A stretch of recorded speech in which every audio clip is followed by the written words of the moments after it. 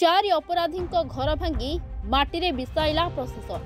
विभिन्न आपराधिक मामलें जड़ित थिले 4 जण अपराधी।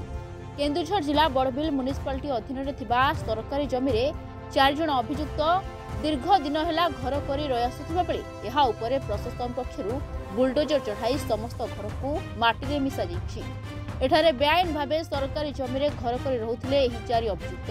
यह 4 अभियुक्तों मध्य 2 जण बकत नगर बड़बिल साजाद खान नेहाल खान होता बेले अन्य 2 जण भंज कॉलोनी अभिमन्यु प्रधान और आलोक राव। एने कौन कहते बड़बिल एसडीपीओ देवेंद्र नाथ पिंडुआ शुणु।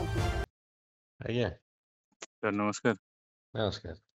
बोली सर आज जो घटना विषय दौना प्रतिक्रिया এইটা গোটে বড়বিল म्युनिसिपालिटी तरफ गोटे नोटिस कराइला आज्ञा सरकारी जमी जबरदखल करके रही सहित किसी क्रिमिनल एक्टिविटीज अच्छा आपराधिक रेकर्ड अच्छे से गुड़ा किसी माने घर को नोटिस दिया 4टा घर काली उच्छेद होती जबरदखल उच्छेद कराई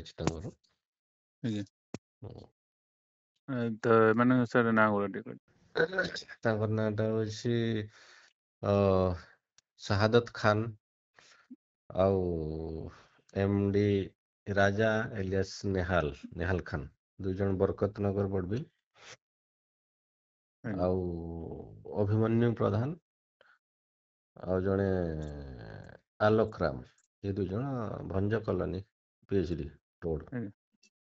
सर मैंने केते वर्ष हलानी सेठी रहउतले से माने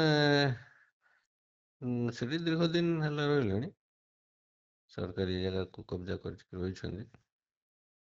आज्ञा आज्ञा तो मैंने सुनारे जो अभियोग आसला कि विभिन्न अपराधिक मामला भी मैंने कौन जड़ित अपराधिक मामला अच्छा रिपीटेड ऑफेंडर मान बारंबार विभिन्न प्रकार अपराध रे संपृक्त अच्छा।